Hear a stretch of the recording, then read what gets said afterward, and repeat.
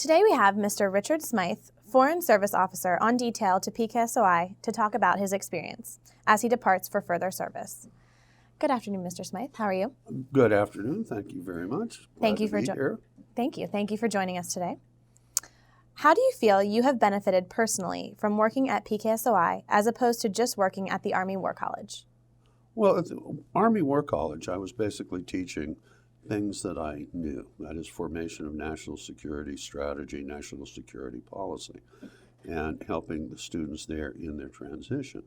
Coming over to PKSOI, I was exposed to the Army doctrine, the Army thoughts, the Army preparation for conducting stabilization operations. Now, a lot of people think that this is something new for our Army, but in fact, the American Army has been conducting stabilization operations going back as far as at least the Mexican-American War. And so it was very exciting to be part of this as the Army works to develop its concepts of operating in an interagency environment, or what's sometimes called the JIM, the Joint Intergovernmental Interagency Multilateral Environment. And as well as working at PKSOI, you were still able to continue working at the Army War College through teaching classes and electives, correct? Yes, I was able to. I was very happy to be able to participate in the groundbreaking Afghanistan elective as part of the regional studies program here, as well as help in the team teaching of the Asia Regional Studies elective, as well as stability operations, as well as the U.S. in Afghanistan elective. Great. In your time here, you got to give input and help shape several key publications at PKSOI, including the Guiding Principles for Stabilization and Reconstruction, and the Joint Publication 3-07. With that, how do you feel PKSOI has benefited from your subject matter expertise and experience? And were the publications a key piece that you contributed while here? All right. Well, now this is a good question and a good subject because, as indicated earlier, the Army has been conducting stabilization operations, for over 170 years. On the other hand, it hasn't recently been engaged in stabilization operations.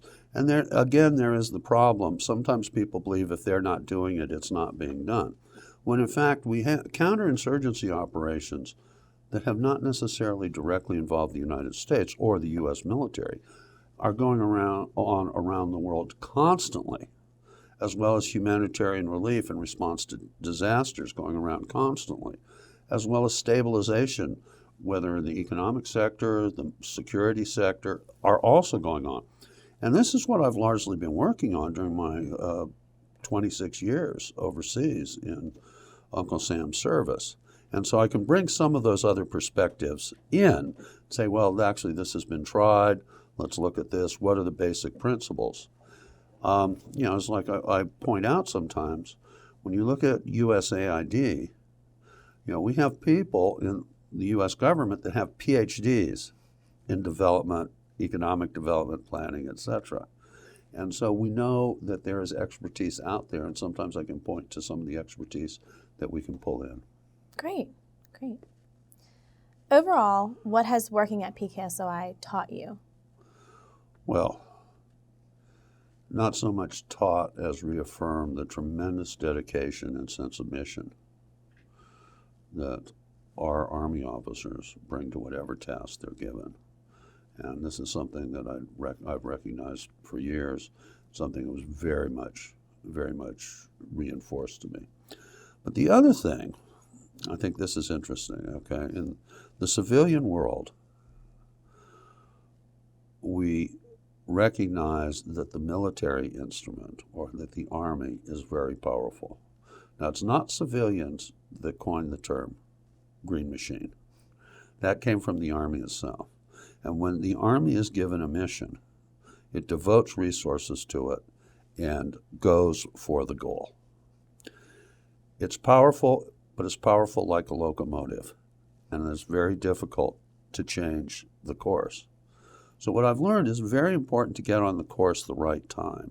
And the ability, the opportunity to help work on these doctrine materials has been extremely rewarding to help bring my experience, the experience of the other people at PKSOI, whether active duty military, retired military, or people with civilian subject matter expertise into the equation to help make sure that we're going to be able to do it right, that our country is going to be able to do it right when we're engaged in these peacekeeping and stabilization operations. And with that, are there any of those special projects that you've worked on that you would like to talk about? Well, one of the special projects that I actually found most rewarding was the opportunity to travel with PKSOI's Colonel Mike Anderson to Afghanistan for a TDY that was worked out to be about 8 weeks long, working to operationalize the General McChrystal strategic guidance into the campaign plan for the U.S. forces, U.S. and coalition forces operating in Afghanistan. This was a tremendous experience because with the background that I had achieved at PKSOI, as well as the background from having worked in Afghanistan and the tribal areas for a long time, Colonel Anderson and I really think we're able to inject ourselves at the right spots to do those course corrections in advance to help get a more secure, more feasible, and ultimately more successful campaign plan. That was probably the highlight. Are there any other stories that you would like to tell about your experience over there or with other projects that you've had to work on? No, not if we're going to keep our G rating. So would you say that working in Afghanistan has been your most rewarding experience? Well, it was a very rewarding experience, but if you take the teaching in totality, and I'll go back to an experience at the Army War College. You know, the Army War College works with these officers that are already masters of the tactical and operational art, and we're starting to transition them into becoming strategic leaders. And there's a big difference there in going from being able to master tactics, being able to master operations, to becoming a strategic thinker, a strategic leader. What I'd like to say is up to now, for the first half of the career of the officers we get as students, they have been absolute experts at obeying orders. And then they've spent half their career becoming masters at giving orders. When you're becoming a strategic leader, one of the big challenges is you have to decide what orders need to be given. And it requires forthrightly approaching the issue that sometimes interests are in collision, sometimes interests are in conflict, that you rarely have a single objective that you are trying to obtain, that there are many masters that have to be satisfied. And it becomes a much more complex area. And to watch the progression of the students over the course of the year is extremely rewarding. And at the end of my second year full-time teaching, one of the students came up to me the last week class and said, "Mr. Smyth, you know, I want to thank all of the faculty here at the War College for what you together have done." He said, basically, my undergraduate education was, I skated. For my first master's degree, I was able to obtain it without sweating too much. He said, but here at the War College, not only have I really been taught to think, I found that I enjoy it. I find myself going home and reading a book for pleasure rather than watching a Gilligan's Island rerun. And to me, that was terribly moving. Just to listen to the quality of the discourse also in the seminars as the year goes by.